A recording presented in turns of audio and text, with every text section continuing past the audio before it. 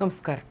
Iran American പ്രതിനിധി സംഘങ്ങൾ നിർണായക ചർച്ചകൾക്കായി ഇസ്ലാമാബാദിലെത്തിയതോടെ ലോകം മുഴുവൻ പാകിസ്ഥാനിലേക്ക് ഉറ്റുനോക്കുകയായിരുന്നു. എങ്കിലും ചർച്ചയുടെ കാഴ്ചകൾക്കപ്പുറം ഏറെ ശ്രദ്ധിക്കപ്പെട്ടത് പ്രധാനമന്ത്രി ഷഹബാസ് ഷെരീഫിനു പകരം സൈനിക മേധാവി അസീം മുനീർ പ്രതിനിധി സംഘങ്ങളെ സ്വീകരിക്കാനെത്തിയതാണ്.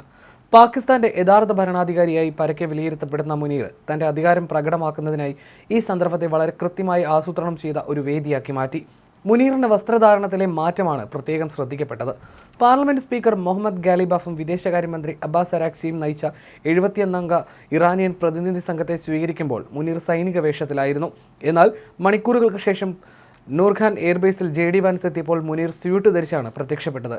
എന്തായിരിക്കും ഇത്തരത്തിൽ അസീം മുനീർ വസ്ത്രത്തിൽ മാറ്റം വരുത്താൻ കാരണമെന്ന് പിന്നീട് ചോദ്യങ്ങൾ ഉയർന്നു. പലരിലും ഇത് ആകാംക്ഷയുണ്ടാക്കി. ഇറാനെയും US-നെയും ലക്ഷ്യം വെച്ചുള്ള ബോധപൂർവമായ നീക്കമാണിതെന്നാണ് വിദഗ്ധർ പറയുന്നത്. വിദേശ നേതാക്കളെ സ്വീകരിക്കുമ്പോൾ ഒരു സൈനിക ഉദ്യോഗസ്ഥൻ ഇപ്പോഴും യൂണിഫോമിലായിരിക്കണം. അസീം മുനീർ US-ന് മുന്നിൽ തന്നെ ഒരു നയതന്ത്രജ്ഞനായും ഇറാന് മുന്നിൽ തന്നെ ഒരു സൈനികനായും കാണിക്കാൻ ശ്രമിക്കുകയാണ്. അതുകൊണ്ടായിരിക്കാം ഇങ്ങനെ വസ്ത്രം ധരിച്ചതെന്നാണ് മേജർ ജനറൽ സഞ്ജയ് മിസ്റ്റൺ ഇന്ത്യ ടുഡേയോട് വ്യക്തമാക്കിയത്.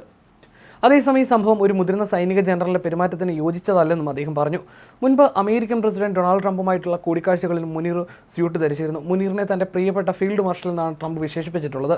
ഇറാനിയൻ പ്രതിനിധി സംഘത്തെ കാണുമ്പോൾ മുനീർ സൈനിക വേഷം തിരഞ്ഞെടുത്തത് മനഃപൂർവ്വമുള്ള ഒരു സന്ദേശം നൽകാനാണെന്ന് പ്രതിരോധ വിദഗ്ധൻ സന്ദീപ് ഉണ്ണിത്താനും വ്യക്തമാക്കി. 2 വർഷം മുമ്പ് ഇറാനും പാകിസ്ഥാനും തമ്മിൽ മിസൈലുകളും കൈമാറിയിരുന്നു. ഇരു രാജ്യങ്ങളും തമ്മിൽ അതിർത്തി തർക്കങ്ങൾ നിലനിൽക്കുന്നുണ്ട്. ഇതെല്ലാം ക്യാമറകൾക്ക് മുന്നിലുള്ള ഒരു പ്രകടനമാണെന്ന് അദ്ദേഹം കൂട്ടിച്ചേർത്തു.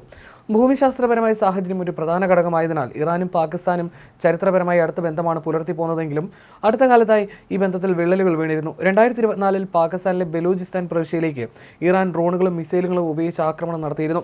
മുൻപ് തങ്ങൾക്കെതിരെ നടന്ന നിരവധി ആക്രമണങ്ങൾക്ക് പിന്നിലെന്ന് ടെഹ്റാൻ ആരോപിക്കുന്ന ജെയ്ഷ് അൽ അദ്ൽ എന്ന സായുധ ഗ്രൂപ്പിനെ ലക്ഷ്യമിട്ടായിരുന്നു അന്നത്തെ ഈ നീക്കം. ഇറാന്റെ സിസ്താൻ പ്രവിശ്യയുടെ സ്വാതന്ത്ര്യത്തിനായി പോരാടുന്ന ഗ്രൂപ്പാണ് ഇത്.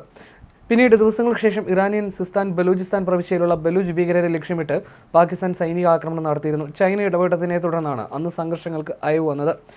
JD വാൻസിനൊപ്പം ചുവപ്പ് പരവതാനിയിലൂടെ പുഞ്ചിരിച്ചും ആശയവിനിമയം നടന്നു നീങ്ങുന്ന അസീം മുനീറിന്റെ ദൃശ്യങ്ങൾ തന്റെ അധികാരം പുറം ലോകത്തെ കാണിക്കാനുള്ള ശ്രമമാണെന്നും വിദഗ്ധർ വിലയിരുത്തുന്നു. അതേസമയം നേരത്തെ വാൻസിന് ട്രംപ് ആശംസകൾ നേർന്നിരുന്നു. എന്താണ് സംഭവിക്കുന്നതെന്ന് നമുക്ക് കണ്ടറിയാം. അവർ സൈനികപരമായി പരാജയപ്പെട്ട നിലയിലാണെന്നായിരുന്നു ട്രംപ് അവകാശപ്പെട്ടത്. അമേരിക്കയും ഇറാനും തമ്മിൽ പാകിസ്ഥാന്റെ മധ്യസ്ഥതയിൽ ഇസ്ലാമാബാദിൽ നടന്ന സമാധാന ചർച്ചകൾ 14 മണിക്കൂറുകൾക്കൊടുവിൽ താൽക്കാലികമായി പിരിഞ്ഞിരിക്കുകയാണ്. ശനിയാഴ്ച ആരംഭിച്ച ചർച്ചകൾ പാകിസ്ഥാൻ സമയം അർദ്ധരാത്രി പിന്നിട്ടിട്ടും തുടർന്നിരുന്നു. അഭിപ്രായ വ്യത്യാസങ്ങളിൽ കൃത്യമായി ധാരണയിലെത്താൻ ഇരു രാജ്യങ്ങൾക്കും സാധിക്കാത്ത സാഹചര്യത്തിൽ ഇന്നും ചർച്ചകൾ തുടരുമെന്നാണ് ഇറാന്റെ പ്രാദേശിക മാധ്യമങ്ങൾ റിപ്പോർട്ട് ചെയ്തത്.